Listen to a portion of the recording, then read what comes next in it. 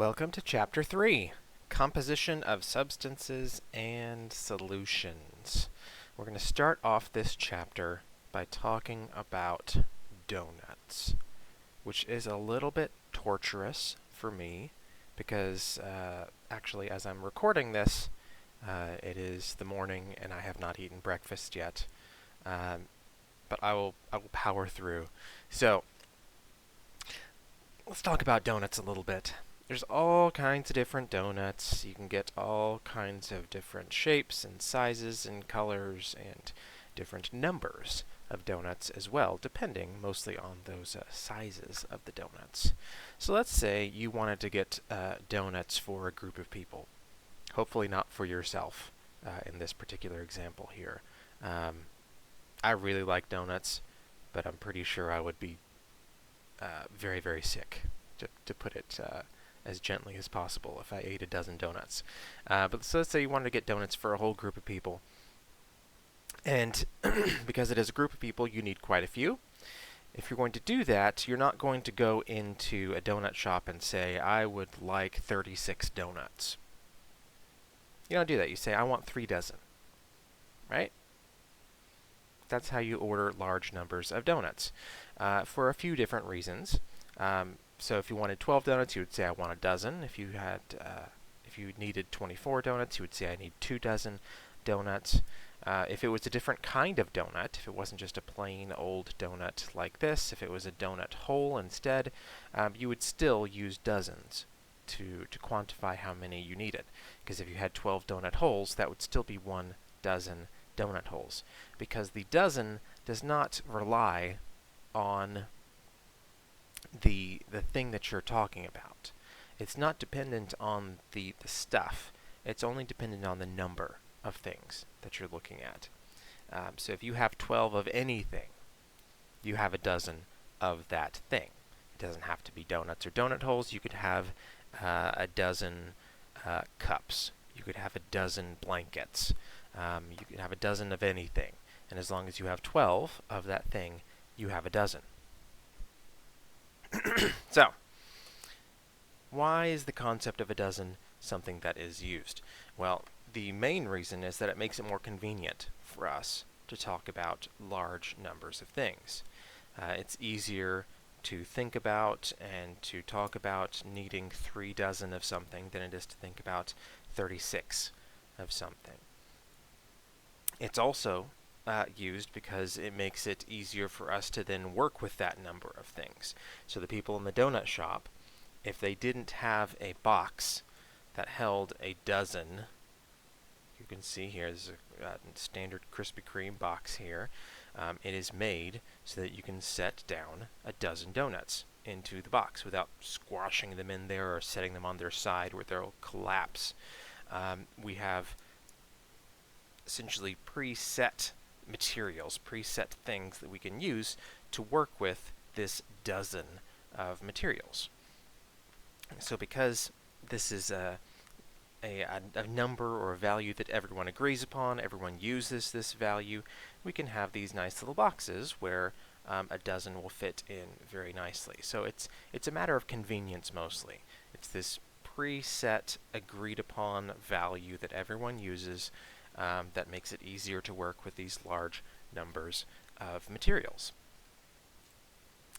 Alright, we can keep that going, keep this idea of talking about dozens of donuts going here. And what if we weren't just interested in the number of donuts? Let's say we wanted to know how many calories are in a dozen donuts. Well, that's going to depend on the type of donut, isn't it? It's going to depend on if the donut we have is one of these little donuts, or if it's a Krispy Kreme donut or some other kind of donut. Maybe you have a cream-filled donut. It's going to depend on the kind of donut, how many calories there are in a dozen of them. To calculate that, it's fairly simple. If you know the number of calories that are in one donut, you can just take that number and multiply it by 12, since there are 12 donuts in a dozen. And the differences between these are mainly because of the size of the donut.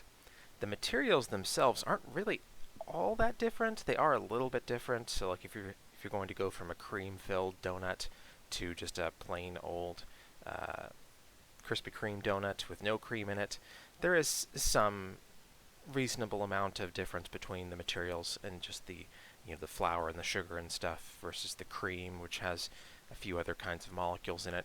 But relatively speaking, they're actually not all that different in terms of the number of calories per material. It's just that the cream-filled donut is bigger. Like, it is physically larger. There's more material in that donut, and so the number of calories is going to be larger. And the same reason here, the little donuts, in terms of the actual calories per amount of material, per volume, if you will, it's really not all that different. It is slightly different, but it's not all that different than the Krispy Kreme donut. But because it is overall smaller, because the donut itself is smaller, it's going to have fewer calories. There's just less material. Less material, fewer calories. So, why am I going on and on about donuts and calories and dozens of donuts and calculating the calories in a dozen of donuts? Well, the reason is this will all directly correlate to how we think about molecules and atoms and how we quantify the number of molecules and atoms that we are working with. Only we are going to use a number that is much bigger than a dozen. It's not very useful for us to think about molecules by the dozen, because molecules and atoms are so incredibly tiny that just talking about 12 of them is not very useful. Instead, we are going to use what's called a mole. And a mole is not, excuse me, is not 12 of something. It is 6.022 times 10 to the 23rd of that thing. It's not these kind of moles either. Not the furry, living underground creature. This is a mole. 602200000000000000000000000 of something is a mole of something. It is a truly unimaginably large number. Like, we can see the number here on the screen, and you can see, wow, that's a bunch of zeros. But if you try to actually imagine how many of that it would be, like if you had a mole of marbles, for example, like, you cannot imagine that number. Like, it's not physically possible. We have no way of grasping how many that is. Having one mole of anything, that number of things, and you can correct me if I'm wrong about this, but I don't think I am. That is thousands of times more than all of the stars in the universe. Like, there are, I believe, trillions and trillions, and it's been a while since I've looked this number up, but I believe there are trillions and trillions of stars in the universe. This is trillions upon trillions upon trillions. Like, it is an unimaginably huge number of things. But because atoms and molecules are unimaginably tiny, you take an unimaginably tiny thing, like an atom, get an unimaginably large number of them, and you will end up with an amount of material that is imaginable, so to speak. It is manageable. It is a amount of material that we can work with. So 6.022 times 10 to the 23rd of anything is a mole of that thing. So if we have a mole of iron, for example, a mole of iron would be 6.022 times 10 to the 23rd iron atoms. If we had a mole of, I don't know, looking around my room for something to use an example. If we had a mole of Sharpie pens, we would have 6.022 times 10 to the 23rd Sharpie pens.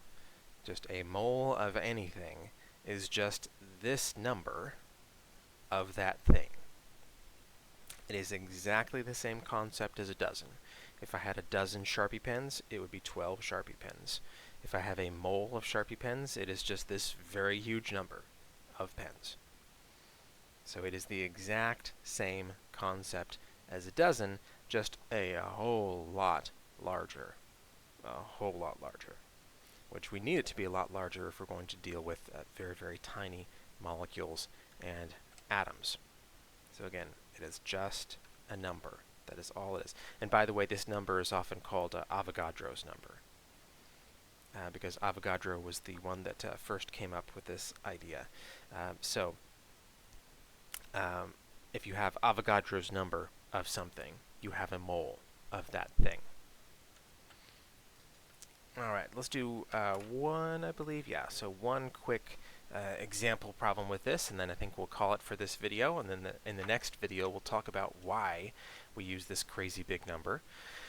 So if we are trying to calculate the number of copper atoms in 2.45 moles of copper, actually, why don't you go ahead and try and work this out on your own before I work it out for you. So go ahead and pause the video here. See if you can work out how many copper atoms are in that sample, and I will work through it, and we can see if we get the same answer. So go ahead and pause the video now and try to find the number of copper atoms in that sample.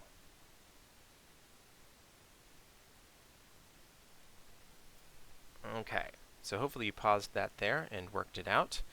So we're told we have 2.45 moles of copper, which has a symbol of Cu. We know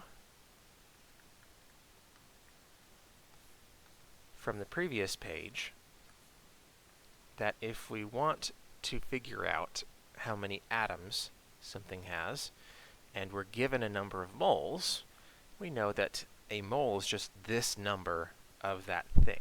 It's just 6.022 times 10 to the 23rd of that thing. So we are going to use this